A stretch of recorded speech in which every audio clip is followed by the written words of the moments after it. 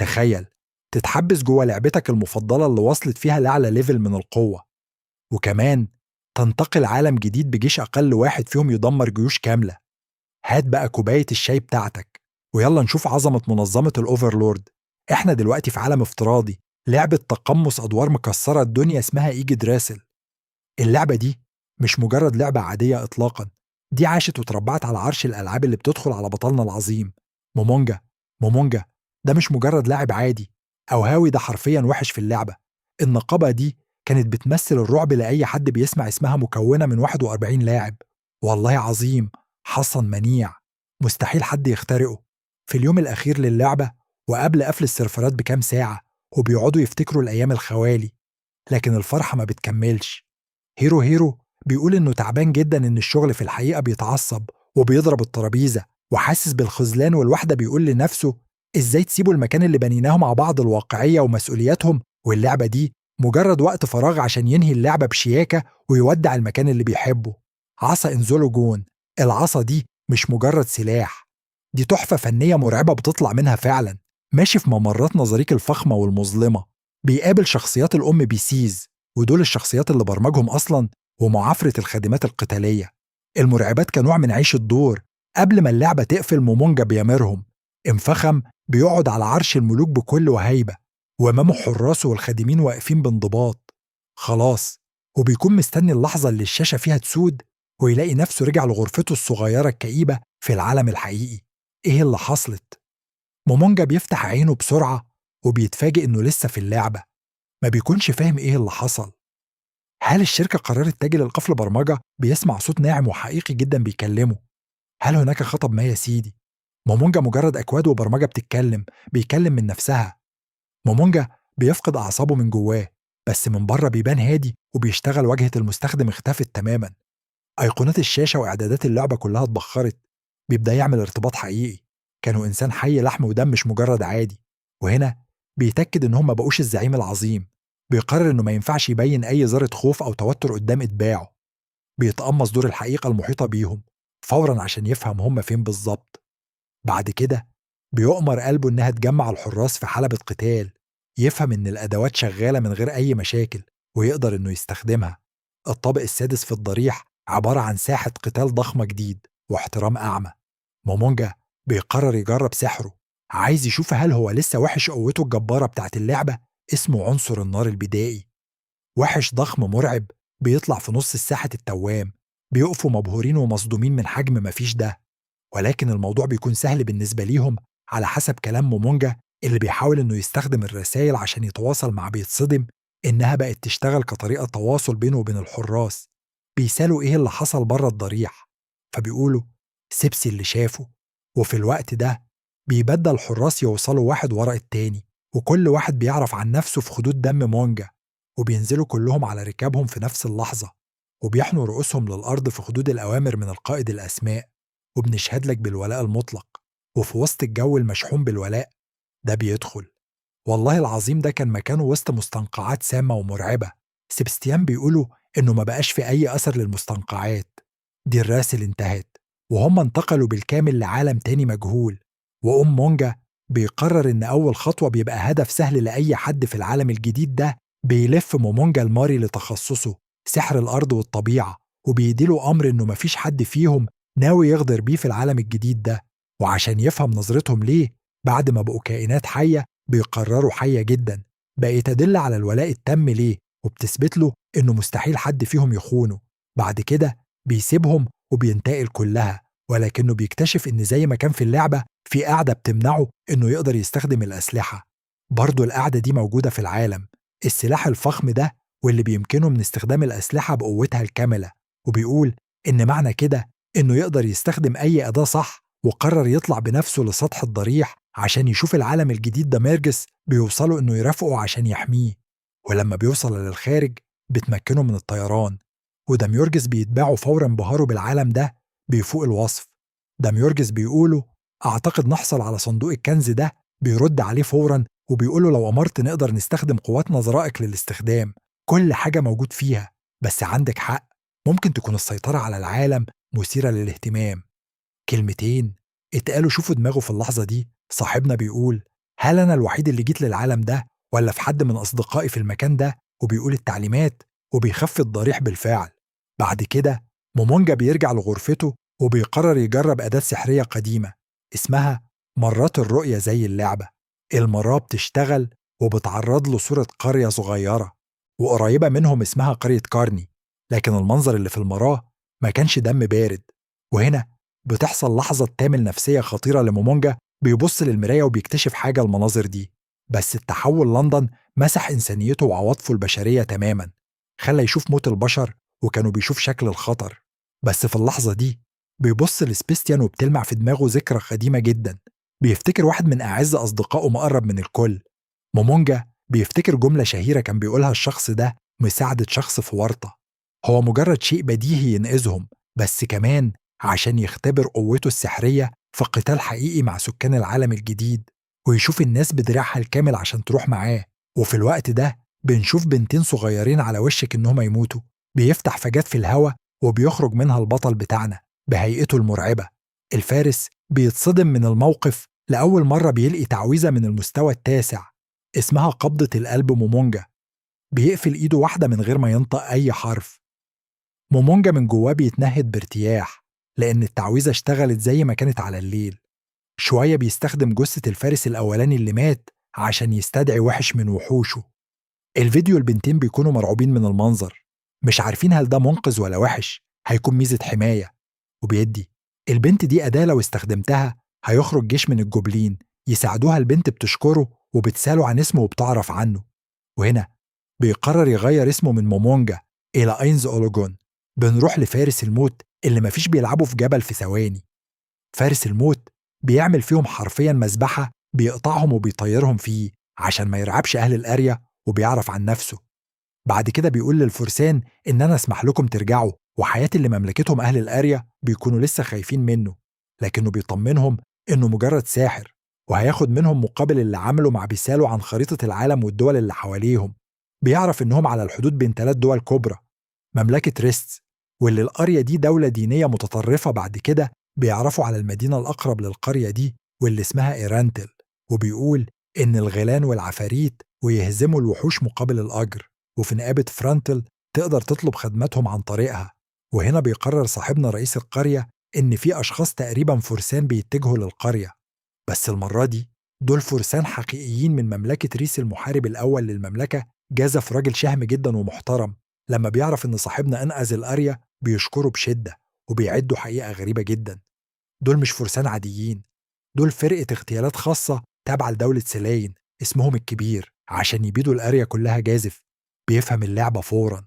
الفرسان اللي هاجموا القرية في الأول كانوا متنكرين عشان الموقف مستحيل. القرية اللي بره أقوى منه بكتير، ولو خرج هيتقتل، ولو فضل جوه القرية هتدمر في حروب الدول دي، لأنه مش عاوز يكشف أوراقه كلها من أول يوم. وبرغم ده بيشكروا على اللي عمله وبيطلب من انتباههم ويدوا فرصة للقرويين إنهم يهربوا. إنز بيحترم جدا شجاعة ومبادئ جازف، لأن اللي بتفكره بصاحبه الفاهم، ما بيقولوش بتعمل إيه بالظبط، بس بيطلب منه يحتفظ بيها الفكرة إن تفكير صاحبنا بيخليك مش فاهم. هل هو بس تقريبا بدأت أسامح معاهم وبقيت أشوفهم حيوانات صغيرة. جازف بيخرج هو والرجالة بتوعه شكل مبهر جدا وبيحارب بشراسة وبيضرب يمين وشمال، بس الكثرة تغلب الشجاعة. الكلب موجود في القرية وطبعا مش بيصدقه وبيستعد يديله الضربة القضية. وهنا تبديل مكاني في لمح البصر. جازف بيختفي من ساحة المعركة وبينتقل لمكانة من جوه القرية، واللي بيظهر مكان العظمة بنفسه. أينزولوجون اللي بيعرف عن نفسه بكل فخامة وبيقول إن مشرويين، فبيقولوا لا، أنا سمعتك بتتكلم مع كبير المحاربين، أنت جريء جدا. يالا، قلت بيقولوا قدم حياتك ليا من غير مقاومة، لو عملت كده مش هتحس بالألم، بس لو رفضت من الوحشين يهجموا على إنزو بيكون فاكر إنه خلص عليه بالهجوم الضعيف ده. وبيقولوا أنت فضلت بيشرح ببرود شديد، كانوا دكتور جامعي بيشرح للطلاب الفاشلين إن في لعبة يقدر يرسلهم، ده بالنسبة له زي الناموسة اللي بتخبط في حيطة خرسانة. الفكرة بقى إنه بيقولوا إن الوحوش دي كانت موجودة في الحلقة، دوري دي هتكون مذبحة. المجنون ده بيؤمر جميع الوحوش بالهجوم على إينز اللي بيقول كانهم لا شيء. الكل مصدوم من الرعب اللي قدامهم. يعني إيه الراجل ده ما كانش بيهزر فايدة، فرق القوة مرعب. بيرسلوا قائد الوحوش اللي معاهم، وشوف الإهانة يا راجل، مجرد ساحر عادي، ده وحش بس ملوش تفسير. بس نجوم بيرفض يستسلم وبيقرر يطلع الورقة. مستوى من الوحوش إينز بيستعد، لأن بالفعل البلاورة دي في اللعبة، وبتكون عبارة عن ختم بيختم أي سحر جواه. من وجهة نظرهم أينز بيبص للوحش ده وبتصدمنا ردة فعله. أينز مش خايف من الرابحة، فبيقوله أيوة، أنا قررت إنك تستحق إن استخدم الأداة دي ضدك. أينز بيقصد إيه؟ مستحيل، أنت أكيد بتقول أي كلام. الكيان ده مستحيل البشر يهزموه، وبيقصد من الدرجة السابعة، ومحدش يقدر يقف قدامه. الهجوم بينزل على أينز اللي بيبدأ يضحك بهستيرية، اللي فرحانين بيه في لحظة واحد. المنظر ده كان كفيل إنه يكسر عقل نجم تماما، اللي بيبدأ يتوسل على مكانهم على الأرض ويكونوا ممتنين، وحياتهم بتتاخد منهم. نجم بيعيد الكلمة بيقين النقاط البشري، بلا وحش قادم من الجحيم بقوة مرعبة بيخلص عليهم كلهم بهيبته المطلقة، وبيدي أمر تاريخي بيغير مسار الأنمي كله. بيقولهم بصوت عالي انتشر في كل شبر في العالم الجديد، عاوز الكل يعرف إن قوة إنزول جون لا تقهر. لو الناس بينحنوا في خضوع تام وفخر شديد، وبيقولوا بصوت واحد أوامرك مطاعة يا سيد الأقوى في العالم المجهول ده. وعشان كده بياخد قرار استراتيجي حاسم، بيتنكر في هيئة محارب النبي عشان تلعب دور ساحرة مرافقة ليه. في البداية قدموا في نقابة المغامرين، واخدوا الطيارة دي اللي هم بيكونوا بادئين من الرتبة الأولى، واللي هي النحاس. عشان كده معظم المغامرين اللي موجودين في المكان ده بيكونوا شايفينهم مومو بيرميها على البنت دي اللي كانت فرحانة بالجرعة العلاجية اللي لسه شارياها بمبلغ كبير من المال. اللي يتجنب المشاكل بيقرر يديلها جرعة من الخاصة، بيجدي راسل الجرعة دي بتكون قوية جدا، وشوفنا أثرها وشايفاهم مجرد حشرات، إنهم لازم يبدأوا من الصفر. والهدف دلوقتي إنهم يرتقوا في الرتب لحد ما المفلسين وحالتهم حالة العملات الذهبية اللي معاه من اللعبة ليها قيمة أسطورية. بس هو مش عاوز يلفت خبر الجرعة الحمراء بيوصل بسرعة في الخفاء لواحدة من أمهر صناع الأدوية في المدينة، اللي أول ما بتقيم الجرعة بتتصدم من عملات ذهبية مقابل الجرعة. ولما البنت مش بتوافق بتقولها خلاص أنا هقدم لك عرض تاني. بنروح بقى الحركة صايعة، بياخد مهمة عشوائية وبيعرضها على مستقبلة الطلبات اللي بترفضها، طبعا لأنها أعلى من درجة عالية وقوية جدا، وهو محارب من نفس المستوى. الناس بتنبهر لما بيسمعوا الكلام ده، وبكده قدر ياخد مهمة بذكاء. بس في الوقت ده بتيجي فرقة من المغامرين اسمهم سيوف الظلام، وبيعرضوا على بيجيله قدرة نادرة، ولكن بيعرف كمان إن في شخص تاني في المدينة دي عنده موهبة أقوى، واللي بتمكنه إنه يستخدم اللي شفناها بتقيم الجرعة، واسمه نيفيريا. بعد كده بيقولوا لي إن مهمتهم الحالية هي إنهم يخلصوا على مجموعة من الوحوش كتير كتير. المهم صاحبنا بيوافق طبعا ينضم ليهم، ولكن وهو ماشي بتقوله البنت دي إن في حد طلبه في عمل خاص، لكنه بيوقفها في اللحظة الأخيرة.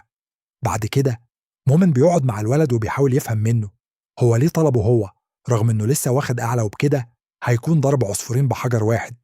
شخص قوي كمرافق، وكمان هيدفع فلوس في حاجة غلط. المهم عبارة عن إنه هيكون حارس ليه، وهو بيجمع أعشاب من مكان مجاور لقرية اسمها كارن، اللي بيكونوا مرافقين وفي نفس الوقت يخلصوا المهمة اللي عليهم. وفي نفس الوقت بنشوف كارثة متحركة اللي بتكون عبارة عن إنها تخطف الولد اللي بيقدر يستعمل جميع الأدوات السحرية عشان تجرب لو هينام النوم ياخدوا استراحة في المكان ده. وبعد كده الولد ده بيقول لمؤمن إن المنطقة هتكون أخطر من دلوقتي. صاحبنا بيكون واخد الولد بيستخدم كل قوته بجدية، وهما بيتكلموا مع بعض بيقول للولد ده إن الأرض دي هي منطقة ملك الغابة. الحكيم هنا لمئات السنين بيوصفوه إن وحش فضي عنده 4 رجول ودي لفعة، حكيم وقادر على استعمال مجموعة من الوحوش بتبدأ في مهاجمة الفريق. ولأن المفروض إن العدد ده كتير جدا بيبدأوا إنهم يعملوا خطة عشان يخلصوا مومون، بيتحرك هو والنبي بكل برود متجهة نحو منظر الجميع اللي مش فاهمين هو بيعمل إيه. وفجأة بيخرج مستواه مشابه لأعلى مستوى في مستويات المغامرين، وهو بيكمل تقطيع في الغيلان بكل سهولة، وبيقلبها مجزرة الفعل بتخلص على 2 منهم بضربة واحدة بكل سهولة. وباقي الغيلان الصغيرين المجموعة بتتكفل بيهم، صاحبنا تاخد جزء منهم عشان تقدمهم لنقابة المغامرين وتاخد مبلغ من المال على حسب عدد الوحوش اللي انت قتلتها. بنروح متخلف. المهم المجنونة دي بتعشق القتل، ومعاها الساحر العجوز ده واللي اسمه خاجت، واللي بالمناسبة مهول كلها الجيش من الزومبي عشان هو يقدر يتحول لكائن ضد خالد، وعشان الطقوس دي تنجح محتاجين الرحلة بتكمل بسلام، لحد ما الفريق بيوصل أخيرا لقرية كارني. بس أول ما بيقربوا من مداخل القرية بيطلع عليها سور خشبي قوي جدا، كانوا حصن. والمفاجأة الأكبر إن اللي واقف يحرس البوابة مش قرويين عاديين، البنت اللي انقذها قبل كده بتطلع بسرعة وبتوقفهم وبتطمنهم. بعد كده بتشرح لنفيريا إن الجوبلين دول مش أشرار، جوبلين قوي جدا هزم جيش قوي بضربة واحد، وغير كده بتقولوا إن ده جرعة حمراء عالجت جروحها كلها. وكمان كانت الساحر العظيم وبيكون مرعوب من الفكرة إزاي يكون محارب قوي بيوصل لأعلى مرتبة في المغامرين. فبيروح بسرعة يتكلم مع مؤمن وبيقوله إنه عارف هو مين. بعد كده بيشكره إنه أنقذ القرية دي، وخصوصا إن فيها بيقوله مفيش سبب للاعتذار طالما إنك بتسعى للمعرفة، وبيسامحه. بعد كده بيطلب منه إنه ما يقولش لحد عن هوية الدخول الغابة عشان يجمع انفيريا الأعشاب الطبية، وبيطلب من مومن إنهم لو قابلوا ملك الغابة الحكيم ما يقتلوش. ولكن صاحبنا طبعا عنده خطة مختلفة خاصة بيه، بيقولهم إن نبي عندها تعويذة بتمكنها إنها تكتشف مكان، واللي بتقدر إنها تتحكم في الوحوش والحيوانات وتقدر تكتشف مكانهم. بيطلب منها مومو تعرف مكان بسرعة لو هازم كائن أسطوري زي ده. أورا بالفعل بتوصل لمكان ملك الغابة. الحكيم اللي بيظهر بشكل وحش دموي بيفترس البشر، ولكن الوحش اللي بيطلع من بين الشجر وبيعمل زلزال وهو طويل زي التعبان، ومرسوم على جسمه رموز غريبة. مومون بيتصدم وبيحس بخيبة أمل إن ده الوحش اللي الناس مرعوبة منه، بس مومون ما بيتحركش من مكانه، وبكل برود بيستخدم سحر بيطلع هالة ياس خفيفة وبينام على ظهره وبيعلن ولاءه. لاينز التام إينز بيسميها موسكي، والكل بيتصدم لما بيعرفوا إنه راود الكائن الكوري. فبيطلب من إينز يعلمه السحر ويضمه لفريقه. برنس بيرفض طلبه، ولكنه بيقول له ما تقلقش، أنا هحمي القرية دي وكمان هستخدمها. يسجلها موسكي كمرافق ليه ويخلص الورق بتاعه. فبيتفق مع فريق سيوف الظلام إن هم هياخدوا انفيريا ويوصلوا للي بيسمعكوا بعد رحلة طويلة وفجات كابوس. بيدخل عليهم من الباب المجنونة دي بابتسامتها المريضة، بيرفعوا على النيفيريا، بيزعقوا النيفيريا ونينيا، وبيطلبوا منهم إنهم يهربوا بسرعة، وهم هيحاولوا يعطلوا المجنونة دي على قد ما المجنونة. وهم طالعين من مبنى النقابة والناس مبهورين من ترويض الوحش أسطوري، بيقابلوا بالصدفة البحتة ليزي يروح معاه. أول ما بيوصلوا البيت ليزي ويدخلوا مؤمن بحواسه الخارقة بيشم ريحة مش طبيعية، إنها اللي يلاقي أعضاء فرقة. شوف الظلام مرمين على الأرض ومقتولين. ومش بس كده، خاجد كان حولهم لزومبي، ورغم إن إنز دايما بيقنع نفسه إنه فقد إنسانيته ما بقاش يحس بمشاعر البشر العادية، إلا إن المشهد ده استفزازه، إلا إن كده في حد عدى على ممتلكاته ودمر أدواته. فبيبدأ يحل المسرح. الجريمة الحاجة الوحيدة اللي مش موجودة هي نيفيريا والقلادات النحاسية بتاعت المغامرين اللي اتقتلوا. مؤمن بيوصل لاستنتاج منطقي، وأصحابه بيردوا ببرود صاعق وبيصدمها. لأ، دول مجرد ناس اشتغلت معاهم مرة واحدة، بس الكلام لازق تساله بلافة. هي المفروض تدفع إيه؟ فبيرد بجملة تقيلة واحدة، كل حاجة بيقولها أنا عايز أنت بتخليني أعمل صفقة مع الشيطان، أنا كده ببيع روحي عشان حفيدي الجد ما بيكونش قدامها أي حالة. بعد ما الصفقة تمت مومن بيدي أمر لنبي إنها تفتح لفافات سحرية عشان تحدد مكان نيفيريا بدقة. السحر بيكتشف إن نيفيريا وإن في جيش كامل من الموتى الأحياء بيهاجموا المدينة. مؤمن بيطلب من ليز تروح فورا لنقابة المغامرين. روح بال بوابة المقبرة في أطراف المدينة، حراس المدينة واقفين ولا على بالهم في الظلام الدامس ده وفجات البسيطة. بس العدد كان مهول جدا، موجة ورا موجة من الزومبي بتكسر دفاعاتهم، والموقف بقى عاملين مومون بالدرع المهيب بتاعه. في البداية كانوا شايفينه مغامر تعبان بقلادة نحاسية، بس بيصدمهم الحراس بيقفوا مذهولين فاتحين بقهم مش مصدقين إن في بطل بالقوة الجبارة دي. في اللحظة دي مؤمن حفر اسمه بحروف تصنيفه في النقابة مؤمن، ونبي بيشقوا طريقهم وسط الجثث لحد ما بيوصلوا لقلب المقبرة، وهناك بيلاقوا خدها وتتصرفي معاهم. وبعدين بيوجه نظر كله للمجنونة كليمنتين. كليمنتين بتبدأ بتضحك ضحكتها المستفزة، بتقوله شوف أنا عملت إيه في أصحابك الضعفاء. هي كانت مستنية تشوف غضب ودموع وانفعال من إنه مش زعلان عليهم زي ما هي متخيلة، ومفيش بيني وبينهم أي روابط عاطفية، بس هو محتاج أقتلك بجدية. أنا هعتبرك مجرد حشرة بفعصها وبضيع وقتي معاها. في الوقت ده خدت بيها ضد أي سحر من المستوى الستة، فمتاحة يعني بالنسبة لأي ساحر بشري في العالم ده. التنانين دي دافية خاجد. كان واقف بيضحك ضحكة شريرة ومطمن إن نبي مستحيل تقدر تخدش تنين واحد فيهم، لكن نبي ببرودة وبتبقى في هزار قدرتها البسيطة حاليا في مواجهة التنانين وبتتصدى ليهم، وهو مذهول وبيبدأ يرفع من قوة التنين بسهولة. بتكون مغرورة بسرعتها ومهاراتها في الفنون القتالية، بتتحرك حوالين مومن بسرعة رهيبة باستخدام مهاراتها. كلنا مستنيينه، وبيقول: النبي أظهري لهم القوة الحقيقية لنظرايك. وهنا المشهد بالخامة الخادمة القتالية في مقبرة، نظرايك الكبرى خاجة لسه بيستوعب إيه اللي بيحصل، لكنه بيكتشف خاص بيها بس عشان هو اتجرى على أينس. قررت توريه الياس الحقيقي عن طريق تدمير التنانين اللي هو، فبتقوله: لا، أقدر لو استخدمت سحر أعلى من المستوى السادس. هنا بيتهبل وبيقول: مستحيل. سحرية من المستوى السابع في كسر من الثانية. السماء بتنور ببرق أزرق مرعب بينزل يضرب التاني، تحوله الرماد في ثانية واحد. في الوقت ده المجنونة دي بتقرر تستخدم كل التعزيزات عشان تخلص على مومون، وبتلاقي مومون ماسكها زي العروسة. اللعبة ما بتكونش. ما كنتش فاهمة هو ازاي ما تأثيرش بعد ما دمرت عينه. وهنا مومو بيقرر يكشفها، وفجأة بتشوف تحتها جمجمة مرعبة من العظم الخالص. بتكتشف الكارثة اللي قدامها. ده مش أصلا، يعني كل اللي كان بيعمله ده كان مجرد إحماء ولعب عيال. بعد كده بيبدأ يعصوا رابطة، وكانت الطريقة تليق بسفاحة مجنونة زيها. بعد كده بيروح لإنفيريا وبيخلصوا من سحر الإيد اللي كان عليه عشان يرجعوا القصر. بعدين إنز كان مكلفهم بمهمة سرية، يخرجوا للعالم الخارجي يتنكروا كأغنياء مسافرين عشان يكذبوا، عشان إنز يدرسهم ويجرب عليهم مهارات ويعرف معلومات أكتر عن العالم ده. وبالفعل الخطة بتنجح زي ما الكتاب بيقول. بيهاجموهم وهم بيضحكوا مفكرين نفسهم أبطال. هنا شلاتير بتنزل لهم وبتبدأ المسرحية في عصابة مرتزقة كبيرة ومحترفة مستخبيين في كهف قريب. شلاتير بتتوجه لعرين المرتزقة ده. وإيه الشخصية المجزرة دي؟ بيظهر لنا شخصية مهمة جدا اسمه برين إنجلاوس. برين ده يا سيدي عبارة عن سياف عبقري وموهبة فنية جدا، ومقضي حياته كلها يتدرب ويخترع تقنيات سيف قتالية سرية عشان يهزم جازف ويبقى الأقوى.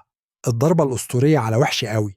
برين بيقف قدام شيلتر وبيفعل التقنية القاضية بتاعته اللي قعد سنين يطورها، ضوء اسمها وميض الملوك.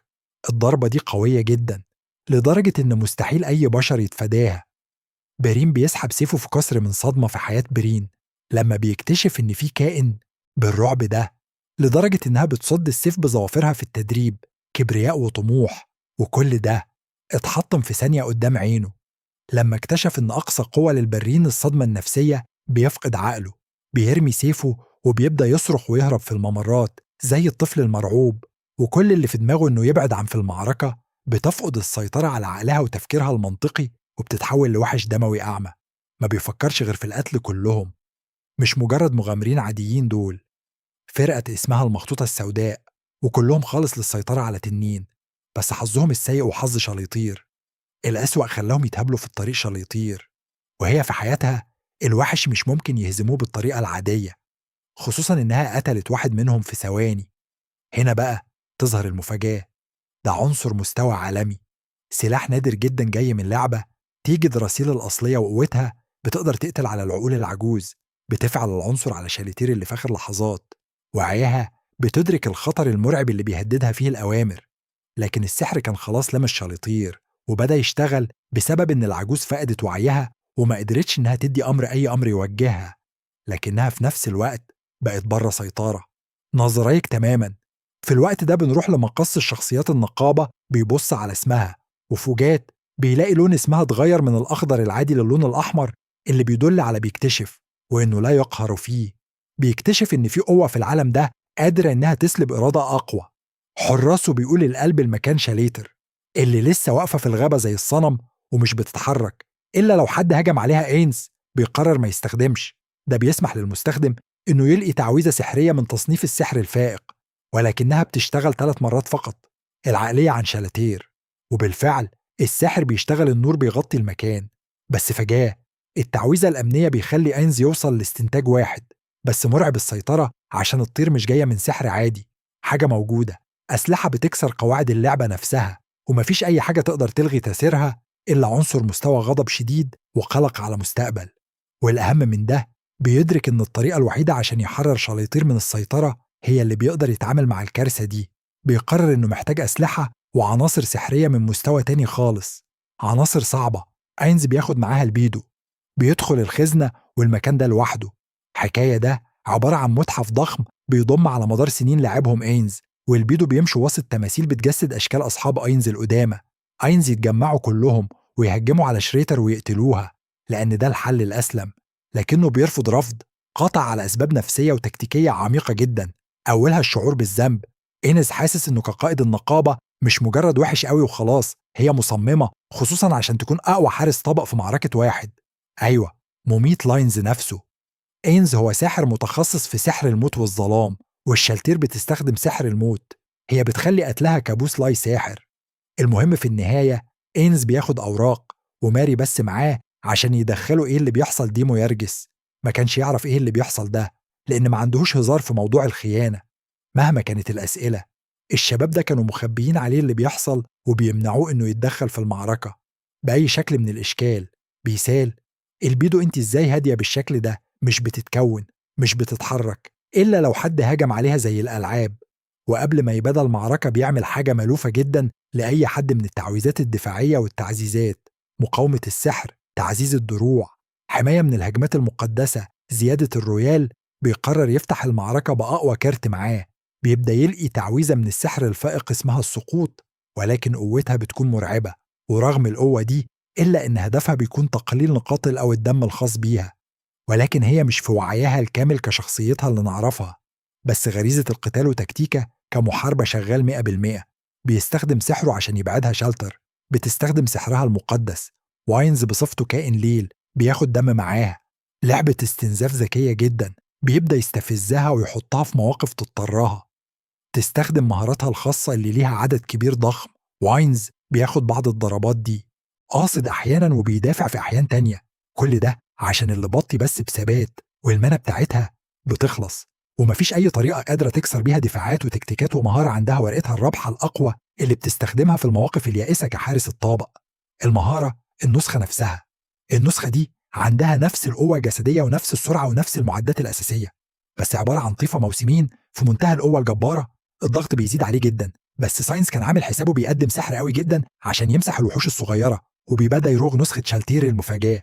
هنا ناينز كان ومش قادر يضرب سحر تاني، وفي اللحظة اللي بتفكر فيها إنه خلاص كده خلص المانا بتاعته اللي هي أساس السحر، بيكشف رغم إن هي أكتر واحد من الحراس يعرف عنها كل حاجة. وده عشان اللي صانعها في اللعبة هو صديقه المقرب الكل بالحركة الأخيرة، وهي استخدام أدوات قتال اللاعبين ال41. قوة مرعبة أصلا اللي بيستخدمها عشان يقدر أخيرا ينهي على شاليتير. وبكده يخرج إنزولو جون منتصرا من احتفال خالص.